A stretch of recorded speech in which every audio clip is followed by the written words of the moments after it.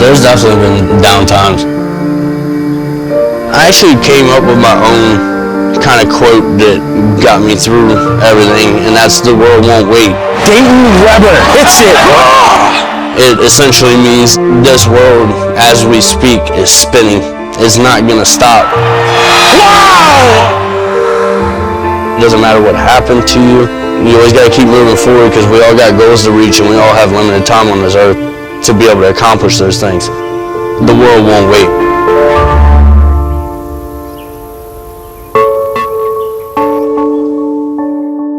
In June 1998, Dayton Weber was born in Charlotte Hall, Maryland, the middle child of Natalie and Michael's 3 boys. Who is Dayton Weber? Dayton Weber is a beast. He's strong. He's determined. To me, that's like beast mode, you know? Okay, bye-bye. Dayton, bye. Bye-bye. Bye-bye. At just 10 months old, Dayton's strength and the strength of everyone around him would be tested. He just got sick like any other normal kid. Take him to the hospital and find out that it had gotten to be a bacterial infection. Grave danger is the word they used all the time. Dayton was diagnosed with a bacterial infection that led to sepsis, the bacteria using his bloodstream as a tool to attack his organs. Doctors feared the worst. They suggested that he be baptized and given his last rites. That just didn't enter my thought that I was going to lose him. To prevent the infection from spreading, doctors amputated Dayton's extremities, both arms and legs. When Dayton returned home as a quadruple amputee, he lived and played like any other kid. He rode dirt bikes, wrestled, and played football. As he grew toward adulthood, Dayton's need for competition pushed him even further into a sport he had always loved, cornhole. We're here at my house. This is where I practice my cornhole. Cornhole has been a passion of mine since I was 8 years old. You know, throwing in the backyard with my parents, friends, and stuff. At first, it took me a little while to get it there to the board consistently. I was able to compensate the grip on the bag by just grabbing the corner of it and me propelling myself forward and the whip of the bag. That's how I get it there. When I first started playing, I played up to 16 tournaments in a week. 4-bagger right here, come on.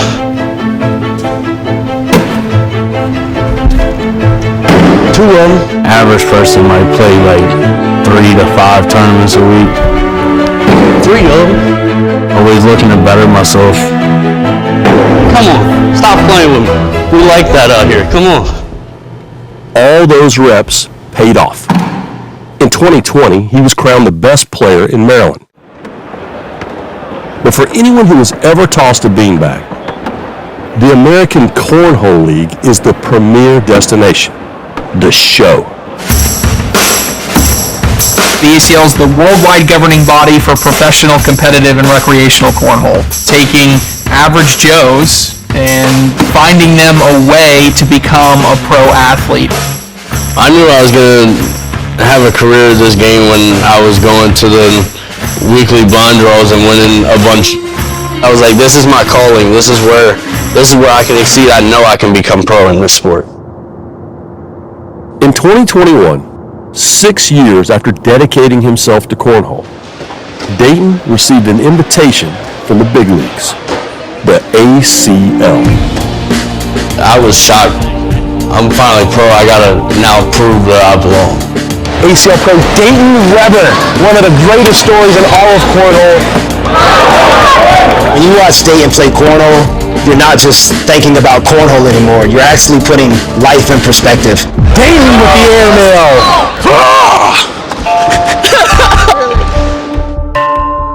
If Dayton Weber has taught us anything at all, It is to stop wasting time worrying about what we don't have. That's how you do that. And start taking the time to appreciate the life we've been given. People can make choices in their attitude, and I'm glad to see that he still likes to look at the glass half full. Yeah, there we go. Four-bagger. Here for Dayton Weber. And it is good. I think it's part of what made him survive through all the tough times was his ability to fight, push back, not give up. He always looks to be the best. It's something I've been doing my whole life, is overcoming things that people didn't think that I could do. What ultimately do you want people to take away from watching you do your thing? If you put your mind to it, that anything's possible. Like I said earlier, the world won't wait. This is Sam Vaughan for Sam's Sports Report and Sam's Mental Health Day and Sam's Physical Disability Day. Plans have changed today. Obviously, going by that video, we were going to do a Mike Sherman video on when he talked to a sports radio 810, put some pictures in there. Inspiration story got me to talk about this. Plus, we do a show on mental health, and I was hoping to get some disability or physical disabilities in here, and this is the first one in a long time. Overcoming something that others do not have, and living your best way, you know how. And this is my definition. If you need to get help, get it. Even if those around you may not agree with it, also do it. Do what's best for you. We will talk more about Perseverance article tomorrow, but now I want to go on. This means no longer dyslexia or dysgraphia, something that affects your daily life and you can't prevent it, meaning like dysgraphia and dyslexia, you can get around those diseases and it won't affect your daily life. You can type, you can not go to school, you can have Audible read to you, and it won't affect your daily life as much as these disabilities do. For sure, and mental illness is something that affects your daily life. I am taking my situation a little bit last year. Now, I'm not going to go into details about it, but I was suicidal last year. So much that I took the first step forward, but then checked myself into the hospital. I was only 4 or 5 minutes away from killing myself, probably. I decided to go in and get help. I need to get help, I said to myself. So I got help. This guy overcame perseverance. Not less than 1% of people make professional sports. This guy did it with one hand in cornhole. And they did not, and he overcame it in sports.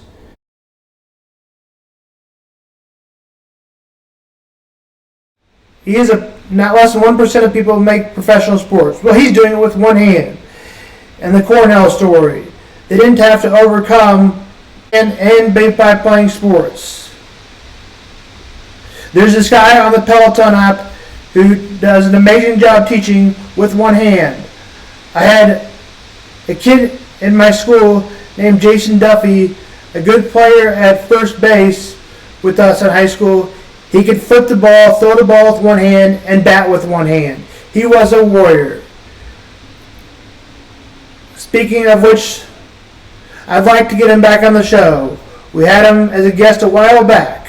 Speaking back to me, I believe if I never went into the hospital last time, I would have been outpatient with my doctor and tried to get medicine. But at that time, it may have been too late.